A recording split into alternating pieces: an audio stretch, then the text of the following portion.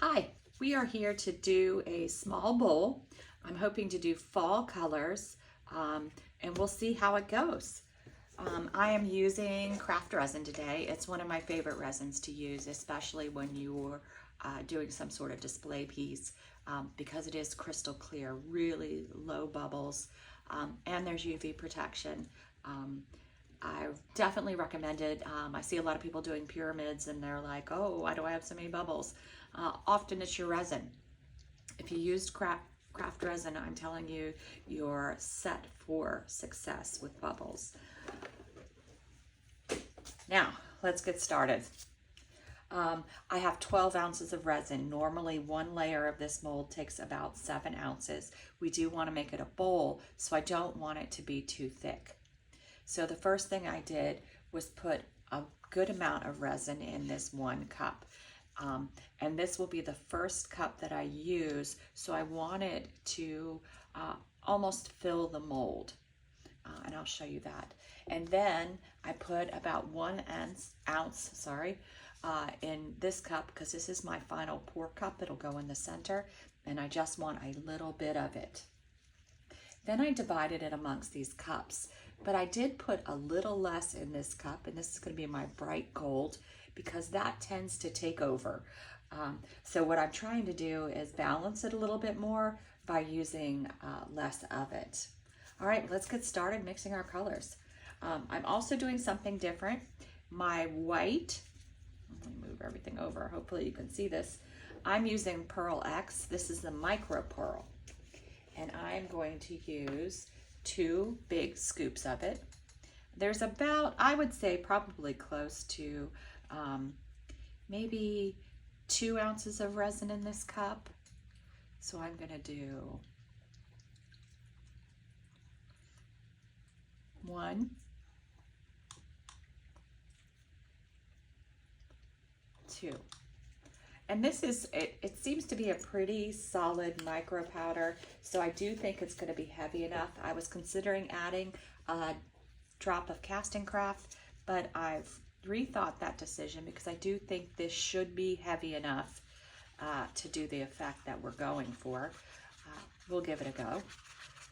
I've got to get it mixed in. Now, because this is a heavier micro powder, you do have to mix it a little bit more. It's more powdery. And anytime something's more powdery, it is harder to mix in. And it also does fly out of your cup less. And talk about safety, you do want to make sure you're wearing a mask when working with micro powder and gloves when you're working with epoxy resin. Just be as safe as you can. They are chemicals. But we're all addicted to making these things, so we use our safety gear so we can make it as long as we can. Right, and that is the micro pearl. Next, I'm using Liquitex colors today. And this is the Liquitex acrylic ink, and it's a transparent burnt sienna. So that means I'm gonna wanna use more of it because it is a more transparent color, but I am making a bowl, so I do want some transparency in it. So I am gonna go with 10 drops.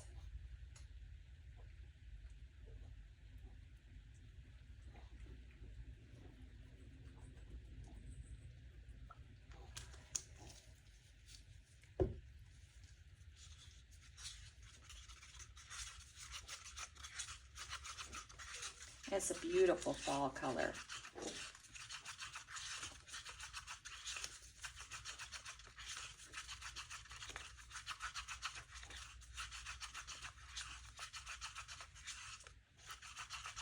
Make sure the color's mixed in all the way. And like I said, it is transparent. And then this is my nemesis, the bright gold. It always seems to take over. So today I'm going to use just 1 scoop of it.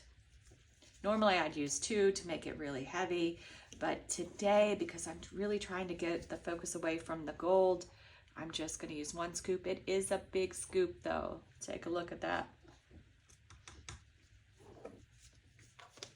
And this is by Let's Resin, their mica powder.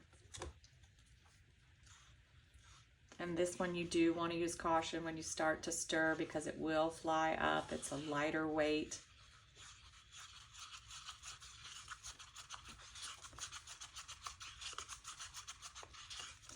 And I might just do one ring of the bright gold. I haven't decided yet. We'll see how things play out.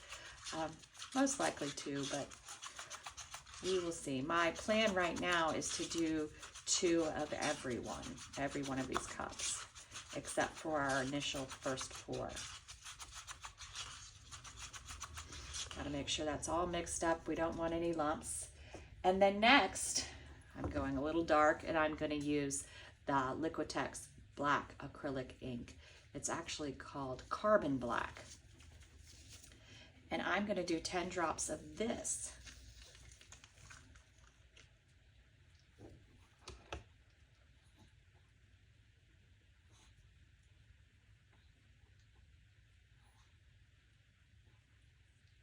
Try not to drop it on my stick because I end up just most of the coloring going on my stick. If you put your stick in your resin first, you help overcome that. But it doesn't always work.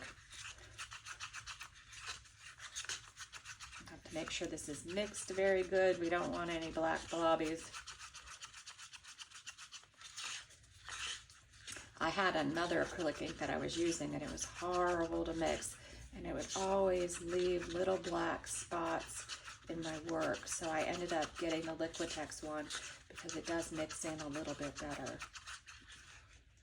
All right. And you can see that line in the stick.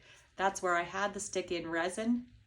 And when I put the dye in, that's where the line went. If I had put the dye on this while the stick was not dry, then the dye would be all over the stick.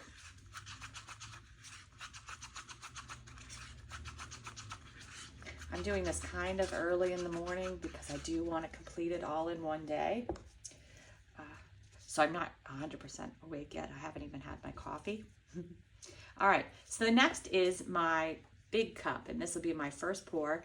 And I am using Liquitex Red Oxide, which is a little lighter than my other color. Often this color just disappears.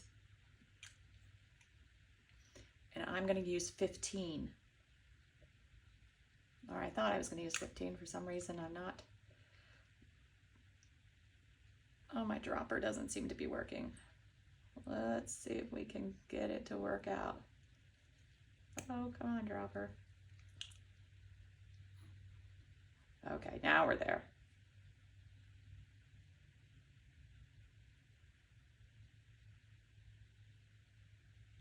There we go, 15 drops. And I'm actually going to go ahead and do my 1 drop in the other cup at the same time. I have a cup over to the side. All right, now I got to mix this really well. And my resin is warming up because I am going kind of slow this morning.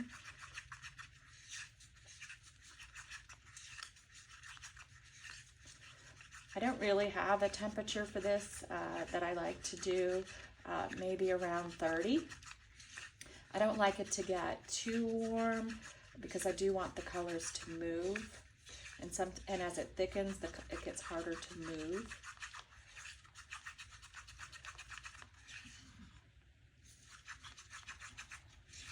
So you see they're very similar in colors. One's more of a transparent.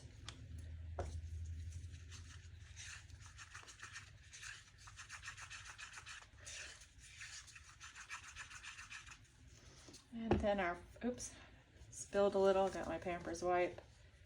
I'll end up getting resin everywhere, so I have to be careful. Nothing like sticky bottles, right? All right, then my last one, my little push, that I put that 1 drop in for our very final pour. And I like to do this because I often forget resin for the last pour. So if I put it in a cup to the side, then I know I won't forget it. And it's just a paler version. All right. Now, like I said, I'm going to start with this cup. It's the cup that I have the most in. Give it one more stir. And I am going to use the entire cup. And I'm going to start with pouring it around the side. My goal is to have it take over pretty much, but I want to get it up to the side.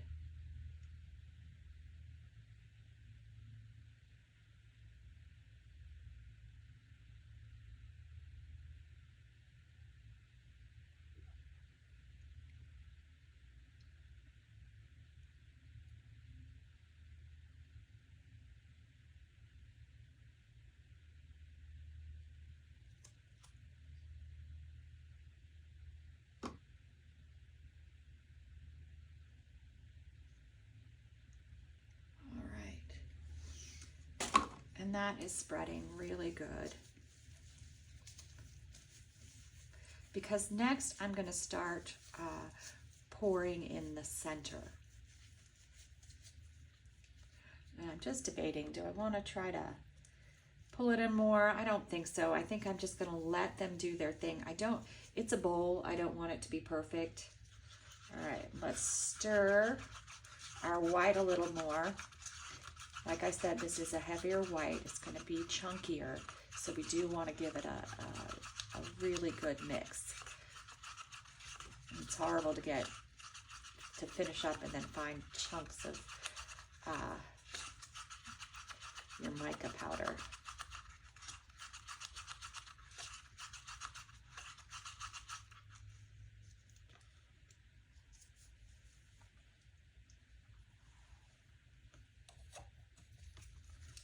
All right, so I'm going to pour this in the center, half the cup.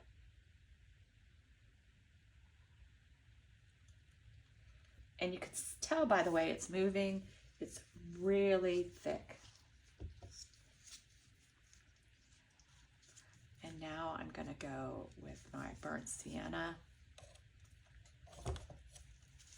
and another half a cup.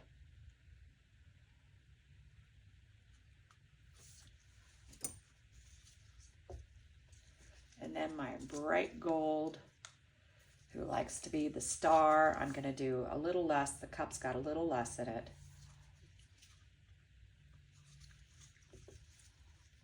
And I'm going to do my black.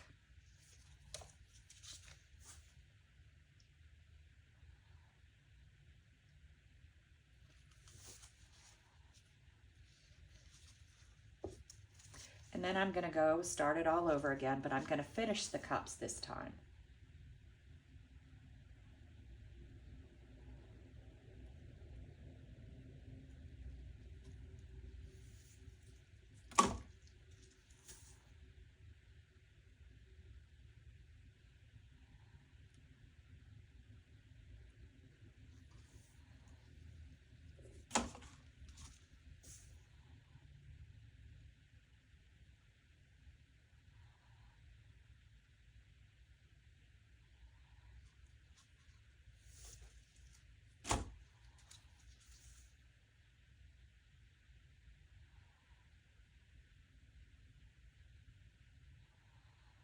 And I'm pouring them a little higher up than I normally would because I want them to push the color out. And then our final center pour.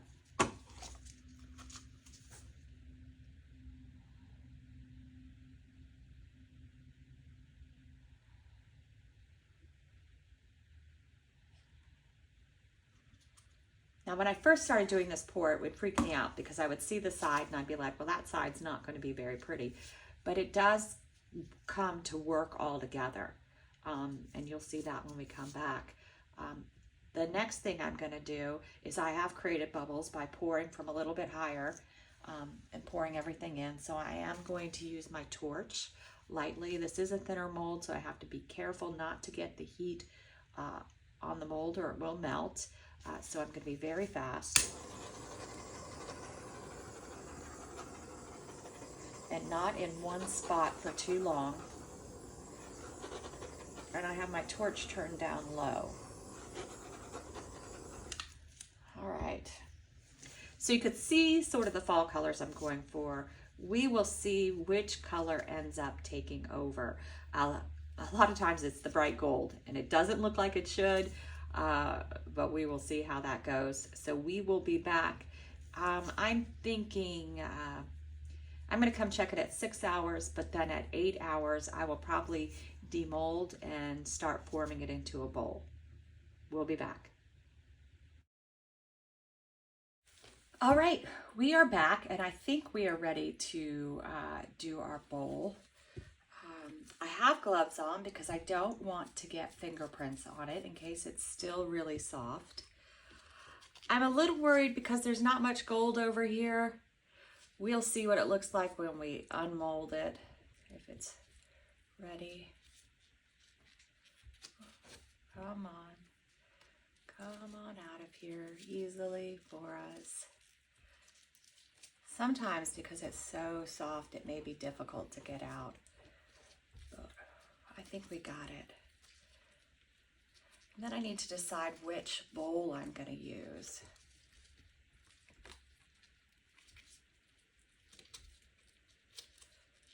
Slowly just working it around the edge. And then pull it out. Oh wow, look at that. That is so pretty. Look at the edge. Oh, so cool. So this will be the inside of our bowl. And then I need to decide which bowl I want to use. Now this one will make a small, I'll shove the edges all around in it. And this one, I'll have the edges go up higher, but the bottom inside is a little narrower. Let me stand up. So I think this time I'm going to use the green bowl with the smaller inside. And now the tricky part is getting it to go in evenly. And here I'm pushing it in.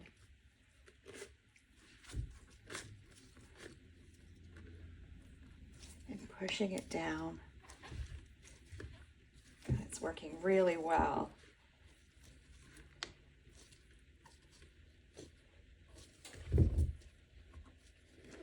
I'm just trying to decide if this is going to be round enough for me.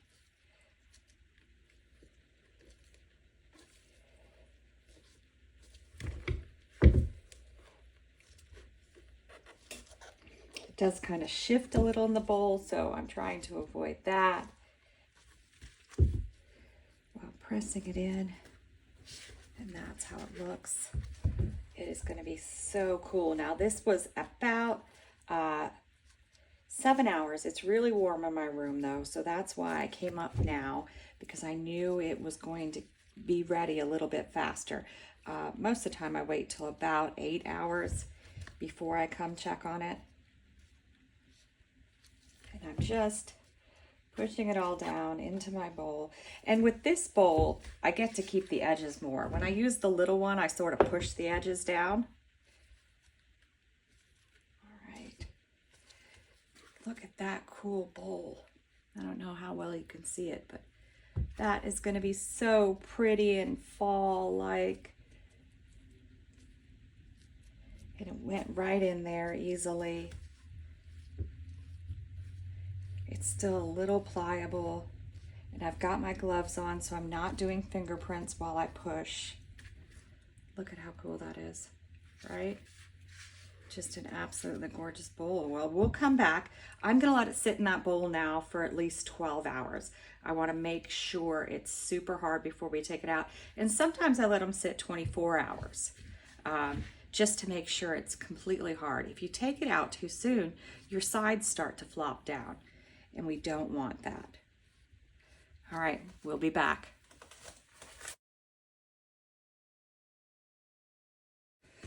All right, gang, we are back to see how our bowl turned out. Don't you love the geode edge? It's so cool. All right.